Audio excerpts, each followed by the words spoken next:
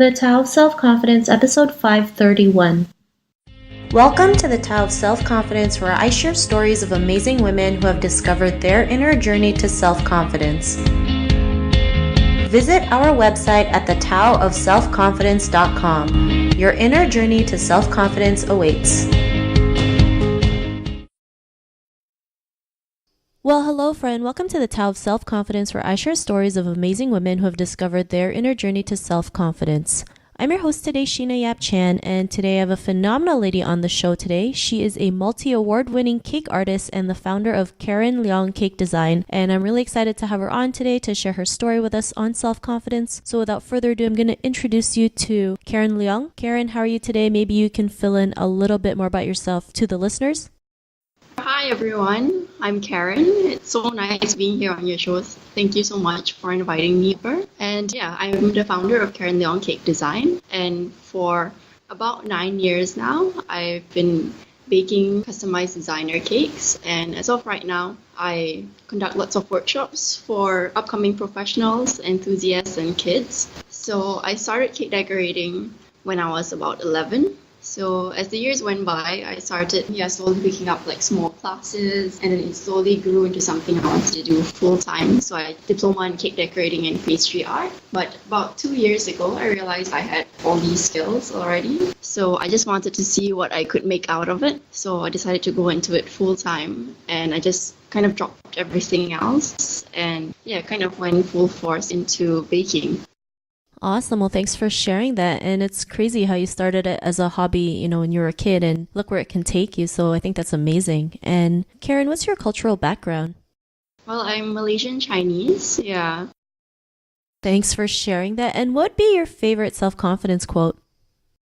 I don't really have a favorite quote. I think, it changes a lot from time to time. But something that has really stuck with me, I guess, ever since a very young age, because I've always read up on like self-help and things like that. And I came up to the realization that my life, at the end of the day, is in my hands. I can't really rely on the people around me or my environment and kind of like, trust that to turn me into the person that I want to be. So wherever I want to go with life and whatever I want to achieve, at the end of the day, it's in my hands. Yeah. To just mold and shape it into what I want to be.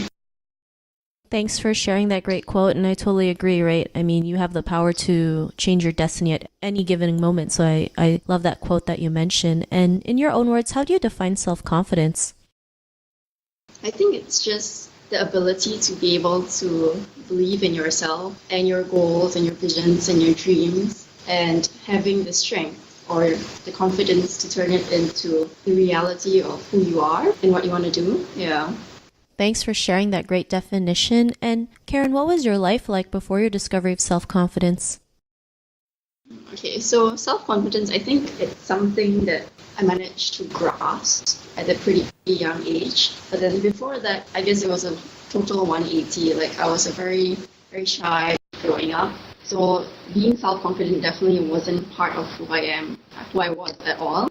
Yeah, so I spent a lot of time just wanting to be self-confident because I felt like my peers at the time, who were self-confident, they just had so much more opportunities and they could have so much more fun in life, and they connected with people in a much better way. So I really wanted to change that. I really wanted to be self-confident enough to do what I want to do in this life and be the person I want to be. Thanks for sharing that. And what was that point in your life when you realized, you do have the confidence to go out there and live the life that you want and, do the things that you want, especially, baking cakes and doing cake art. It's not something that's typical, especially for an Asian woman to go out there and do, right? What was that aha moment? Yeah, I don't think I had a particular aha moment that just came to me instantly. It was a very slow development, I guess, but from a young child to wanting to actually change. And then at that time, I guess my parents were very, very supportive when I told them, because we had a lot of heart-to-heart conversations, and I'll be like, I don't really like being this person. I feel like I could do so much more. I could be so much more. And my dad was like, do you want to sign up for like things like leadership camps and things like that? So I was like, okay, sure, I'll give it a shot, And during those leadership camps, I think it really helped me get out of my shell because, there'll be all those group work things and you'd have to present stuff and that kind of thing. And it really helped me interact with people better because I'd have to maybe, say, lead the group or I'd have to give a presentation or things like that. And those things were way out of my comfort zone. So it really helped when I was kind of forced to push out of it. And also at that time, I was about 15 or so, and the people around me, they always told me that, oh, okay, you're really tall for an Asian woman, especially here in Malaysia. So they're like, you should try out modeling too. Maybe that could actually turn into something and it's, good pocket money and that kind of thing. So I was like, I don't mind. At that point, I was also really insecure with the way I looked as well. So I was like, I think I would really like to be able to play with makeup because I came from a family that I guess my mom doesn't really use makeup and stuff. I've always wanted to try it out, but I never really had the confidence to do it because I was like, maybe she wouldn't feel that happy about it and that kind of thing. So if I tried out modeling, then I have like a good excuse to learn how to put it on and stuff like that. So that really, really helped because I also wore glasses and I managed to exchange that for contacts and be able to experiment with makeup.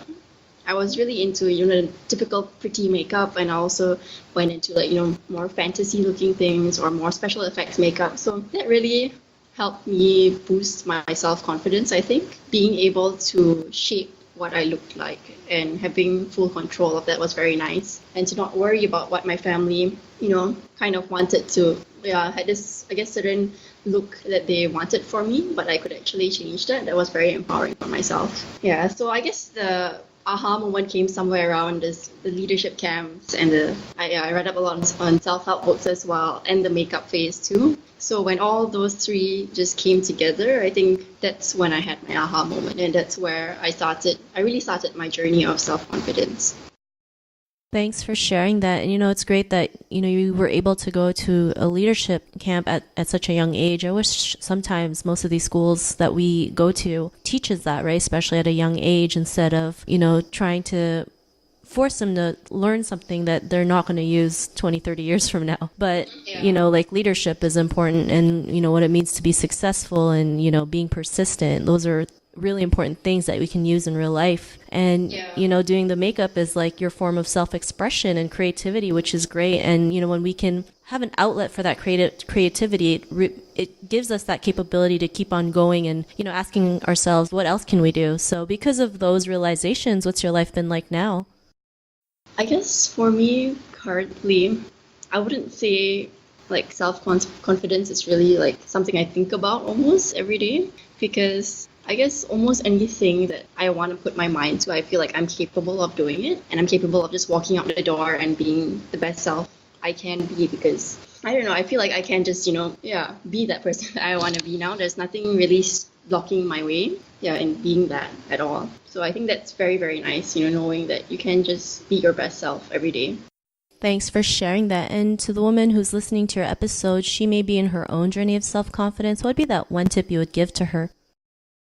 I think it's just to listen to yourself and to ask yourself what is it that is standing in the way of you being self-confident, and perhaps to just have a really nice quiet session with yourself.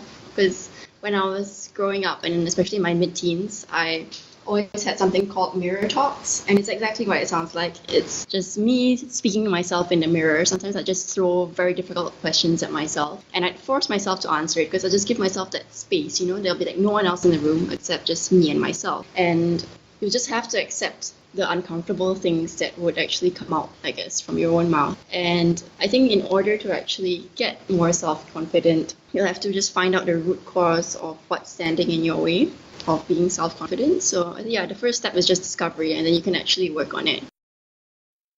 Thanks for sharing those great tips. And Karen, if our listeners wanted to get to know a little bit more about you and what you do or check out some of your cakes, is there any links or social media profiles we can connect with? Yeah, so you can find me on both Instagram and Facebook. Just look up Karen Leong Cake Design and you'll be able to find my cakes there. Awesome. Well, thanks for sharing that. And to our listeners, if you want to connect with Karen, you can also head on over to the taoofselfconfidence.com and search for Karen's name. Her show notes will pop up along with everything else that we talked about. And I really just want to thank Karen today for taking the time to share her story and tips with us on self-confidence. So thank you so much, Karen. Thank you so much for this opportunity as well. It was a great pleasure speaking to you and all of the listeners here. Thanks. Not a problem. It was really great having you on the show. And to our listeners, be on the lookout for another new episode of another amazing woman's journey to self-confidence, and we'll talk to you soon. Bye for now. Thank you for tuning in to another amazing episode of the Tao of Self-Confidence. Get your free self-talk tape for building self-confidence by visiting our website at thetaoofselfconfidence.com. Your inner journey to self-confidence awaits.